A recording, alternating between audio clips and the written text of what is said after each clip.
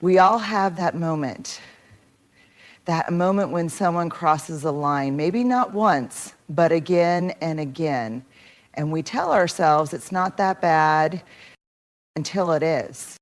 Toxic people don't always show up in obvious ways. Sometimes they're the ones who joke at your expense and call it humor. Sometimes they're the ones who wrap manipulation and charm. But here's the truth. Their power isn't in what they do. It's in what we don't do. One of the most powerful shifts we can make when dealing with toxic people is this: focus on the behavior, not the identity. It's tempting, especially when we feel hurt or backed into a corner, to label someone as manipulative, selfish, narcissistic, or toxic. Those words might feel like justice in the moment, but here's the problem: they often shut the door on real change and clarity. When we label the person, we make it personal. And when we make it personal, we usually ignite defensiveness, not accountability. But when we name the pattern, when we say, I've noticed that when I share something vulnerable, you make a joke at my expense, or you tend to shift the blame when things get hard, we do something infinitely more powerful. We bring the behavior into the light without making it about character assassination. We create a mirror, not a hammer. Because here's the truth: toxic people often operate in the shadows of ambiguity. They thrive when no one calls out the patterns. They count on your silence, your self-doubt, your discomfort. But the minute you shine a light on the pattern, the power shifts. Not because you're controlling them, but because you're finally standing firmly in your own clarity. Naming the pattern is also a radical act of self-respect. You're saying, I trust my experience, I trust my gut, and I don't need you to validate that this hurts or feels off. I know that it does. That is emotional adulthood. That is boundary work at its finest. Now, I'm not saying it's easy. There's a cost to being clear. People might get uncomfortable. They might deny it, deflect, or double down. But here's the gift in it all. Once the pattern is named, it can't be unseen. The game is different now. You've changed the rules just by telling the truth. You don't have to scream. You don't have to explain for hours. One sentence can shift the atmosphere. This is a pattern I'm seeing and I'm not okay with it. No one can argue with your reality when it's expressed with grounded clarity. That's not drama, that's dignity. And here's the magic: when you start naming patterns, you'll find out really quickly who respects your boundaries and who is only ever there for your silence. You only need to do it once to see everything more clearly. So don't attack the person, illuminate the behavior. That's where change begins, and where toxic people start to lose their grip. Saying no, setting limits, deciding what we will and won't accept. These are not acts of cruelty or distance. These are the foundational acts of self-respect. They're the guardrails we place around our emotional health, our time, and our peace. Here's the hard truth: if you don't have boundaries, you are handing out invitations to resentment. Without boundaries, we start saying yes when we mean no. We start absorbing other people's chaos as our own. We let things slide that violate our values, and all of it chips away at our self-worth. It's not dramatic, it's not even loud. It's quiet erosion. Boundaries are not walls to keep people out. They're the fences that protect what matters inside. Think about it. You don't put a fence around something worthless. You put it around a garden, around a home, around something that you are actively tending to and trying to grow. Boundaries are the same. You set them because you value the space they protect. Now here's where toxic people come in. They test boundaries like toddlers test bedtime. They push, they prod, They use guilt, shame, charm, silence, anything to get you to move the line. And the moment you show that the line is flexible, that's the moment you lose control of the relationship dynamic.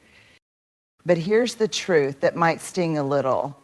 Toxic people don't actually violate your boundaries. They test them. And we violate them ourselves when we abandon them. And that's what makes setting a boundary once such a game changer. When you say, I'm not okay with being spoken to like that, or this conversation can continue only if it's respectful, you aren't just asking someone else to change. You are telling yourself the truth about what you're worth. Boundaries say, I matter too. My peace isn't up for negotiation. I don't need to over-explain to be valid. You might lose people when you start setting boundaries, but here's the deal. The people you lose for having boundaries were never safe to be around without them. Boundaries don't keep love out, they keep harm out. And the people who love you, truly love you, will adapt, not resist. They will respect the shape of your soul, not try to stretch it into what's convenient for them. So if you want toxic people to stop bothering you, if you want to stop being a magnet for manipulation, for chaos, for emotional drain, start with this. Set one clear boundary and honor it like it's sacred, because it is, because you are. And that boundary, that one moment of truth, it's not selfish, it's not rude. It's your spine, it's your strength. It's the backbone of self-respect, and it will hold you up when everything else tries to pull you down. We stay quiet to keep the peace. We bite our tongues so we don't cause drama. We smile through the discomfort because we're afraid of being labeled as too sensitive, too much, or too emotional. But what we're really doing deep down is abandoning ourselves, and that comes at a high cost. When we silence our truth in the name of harmony, we create a war inside ourselves. We put everyone else's comfort ahead of our own emotional safety. We betray that small, sacred voice inside that says, this isn't okay. And here's the painful irony. The longer we keep quiet, the louder the resentment grows. Let's be clear, silence is not always peace. Sometimes silence is fear wearing a mask. Sometimes silence is survival strategy we learned in childhood. But as adults, as people trying to live wholehearted, courageous lives, silence becomes a cage. And every time we swallow our voice, we reinforce the lie that our feelings don't matter. And toxic people, they count on your silence. They depend on your hesitation. They weaponize your politeness. Because when you stay quiet, you give them the space to keep crossing the line without consequence. Speaking up doesn't have to mean yelling or blaming. It doesn't have to be perfect or poetic. It can be as simple as saying, I didn't feel okay with what happened. That sit right with me. This isn't working for me anymore. And yes, your voice might shake. That doesn't mean you're weak. It means you're doing something brave. Because reclaiming your voice after silencing it for so long is an act of radical self-love. We don't always speak up because we're afraid of the fallout. What if they leave? What if they get angry? What if it changes everything? But here's the better question. What if nothing changes and you keep abandoning yourself to protect them? What if the real damage isn't what might happen if you speak, but what will happen if you keep shrinking? There is a version of you that is waiting just on the other side of your silence. That version doesn't tolerate emotional manipulation. That version doesn't bend over backwards for approval. That version doesn't carry the weight of other people's discomfort like it's her job. That version tells the truth. kindly, clearly, courageously. So if you're wondering how to make toxic people stop bothering you, how to get off the emotional roller coaster once and for all, here's one powerful place to begin. Stop silencing yourself just to be liked, needed, or kept, because your voice isn't dangerous. Your honesty isn't offensive. Your truth isn't a threat. It's your freedom. And the first time you use it with clarity, it will hurt, but it will also heal. Silence can feel safe. But your voice is sacred. Use it. If you want to understand why toxic people have such a grip on us, you have to understand shame. Because shame is their favorite tool, and secrecy is their playground. Shame says, you're not enough. Shame says, you deserved it. Shame says, you're overreacting. Shame whispers, don't tell anyone, you'll look weak. Toxic people count on those whispers. They thrive in environments where no one calls out the pain, where everyone pretends, performs, and stays silent, because as long as you stay silent, they stay in control. But here's the radical truth. Shame is like mold. It only grows in the dark. The moment you expose it to light, truth, conversation, connection, it begins to wither. Let me say that again, because it's everything. Shame cannot survive being spoken. When you name your experience out loud, when you say, that felt manipulative, or I was shamed in that moment, or that interaction made me question my worth, you do something extraordinary. You take the power back. You reclaim the narrative.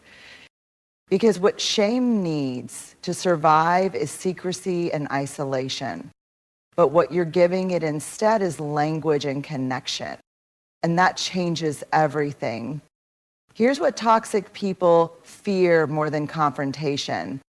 They fear being seen clearly. They fear you having the words to describe what they've tried to confuse you about. Because once you name the dynamic, the game is up. Once you say, this isn't love, this is control, or this isn't support, it's manipulation, you force the truth into the room, and that truth has weight. You don't need to shout it. You don't need to make a scene. You just need to speak it clearly and calmly. Because when you speak shame, you shrink it. When you speak the truth, you unmask the behavior. And when you unmask the behavior, you break the pattern. Let's be honest, many of us stay quiet because we've been conditioned to believe that naming harm is dramatic or ungrateful or disrespectful. But the truth is, silence is not maturity. Silence is not grace. Silence is complicity, especially when it keeps us trapped in someone else's dysfunction. Speaking doesn't make you weak, it makes you free. It doesn't mean you're trying to hurt them. It means you've decided to stop hurting yourself. So here's a powerful step that can shift everything. Speak what happened. Speak how it made you feel. Speak the shame that's been lingering in the corners of your mind. Because the moment you say it out loud to a trusted friend, to a therapist, to yourself in the mirror, that toxic person's grip on you starts to loosen. They may try to twist it, they may try to gaslight or guilt you, but once the truth is spoken, you can't unknow it. You can't unsee it, and you won't be as easy to manipulate ever again. Say it once, own it once. And you begin the process of becoming untouchable, not because you're hard, but because you're clear. Toxic people hate clarity. Shame hates the light. And your voice is the flashlight that will lead you out of the dark. Let's get one thing straight. Using your voice doesn't make you aggressive. It makes you clear. So many of us have been conditioned, especially those who identify as kind, empathetic, or emotionally intelligent, to believe that using our voice is somehow mean, abrasive, or too much. We've been told to keep the peace, to let it go, or to just be the bigger person. But here's the reality. Peace that comes at the cost of your truth is not peace. It's quiet suffering. And there's nothing noble about that. Your voice isn't a weapon unless you use it to wound. But when you use it to express, to protect, and to clarify, your voice becomes a boundary, a line in the sand that says, I will no longer trade my emotional safety for someone else's comfort. Toxic people will try to make you feel guilty for speaking up. That's part of the playbook. They'll say, you're overreacting, too sensitive, or trying to start drama. But don't be fooled. What they're really reacting to is your clarity. Because when you stop being confused about what's okay and what's not, their control begins to slip. Using your voice isn't about calling someone out. It's about calling yourself back in, back into alignment, back into dignity, back into your own emotional integrity. It can sound as simple as, it didn't sit right with me. I need some space after that conversation. Please don't speak to me like that again. Notice, that's not a threat. That's not an attack. That's a boundary. Firm, clear, respectful. It's not about volume. It's about intention. You don't have to raise your voice to be heard. You just have to stop shrinking it. There will be people who don't like this version of you. The version that uses her voice. The version that says what she means without apologizing for it. The version that doesn't smooth over other people's rough behavior anymore. Let them go. Because when you stop using silence to keep people close, you start attracting people who respect your words, who welcome your honesty, and who don't confuse your boundaries with betrayal. You don't need to turn your pain into poison. You don't need to shout to prove your point. You just need to trust that your voice is enough to speak, not to punish, but to protect. Not to overpower, but to be understood. Not to control, but to connect with the version of yourself who no longer tolerates emotional harm.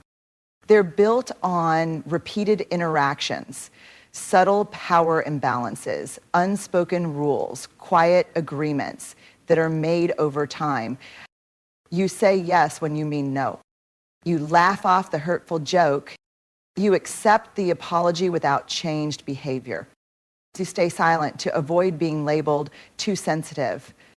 That's the pattern. And over time, that pattern becomes the relationship. Now, here's what's hard to admit. The pattern keeps repeating because in some way it's being allowed. Not because you're weak, not because you're broken, but because you're human, and humans often default to familiar behaviors, especially when they fear conflict or rejection. But here's the powerful truth. The moment you change the pattern, you change the entire power dynamic. You don't have to yell. You don't have to plead. You don't even have to explain. You just have to do something different. Say no when you usually say yes. Pause instead of reacting. Walk away instead of defending. Speak up instead of staying quiet. That single shift, even the smallest one, can cause the entire system to wobble. Right. Because toxic people rely on predictability. They count on your compliance. They feel powerful because the pattern has always played in their favor. When you interrupt that pattern, you interrupt their control. You stop feeding the loop, and suddenly they're left standing in the space where your old self used to accommodate them, and they don't know what to do with this new version of you. They may get louder. They may guilt trip you. They may try to pull you back into the role you used to play, but don't mistake resistance for proof that you're doing it wrong. It's proof that you're doing it differently, and differently is how freedom begins. Change doesn't happen through confrontation alone. It happens through consistency. When you make a new choice again and again, the pattern breaks. And when the pattern breaks, the power shifts back to you. You stop being reactive. You stop being available for emotional games. You stop accepting disrespect as a form of love. And here's the most beautiful part. You don't just change the pattern for that one relationship.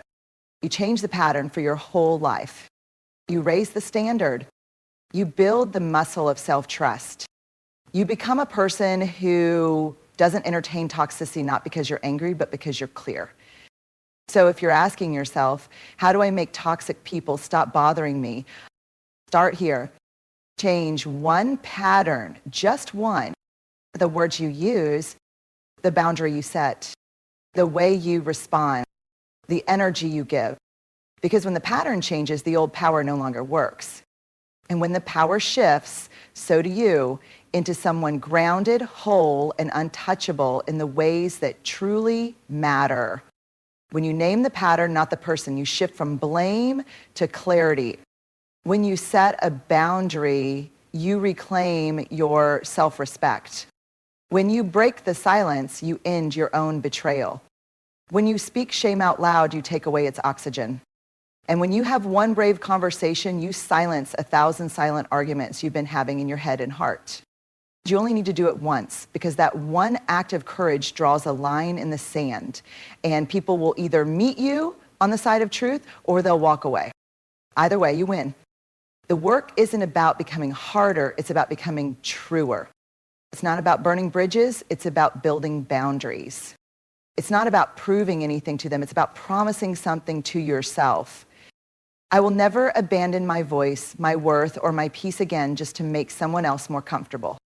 You are allowed to protect your energy. You are allowed to expect respect. You are allowed to walk away. So speak once, with clarity, with love, with strength, and let that be the moment that changes everything. Because when you choose truth over tolerance, boundaries over burnout, and courage over comfort, toxic people don't get to decide who you are anymore. You do.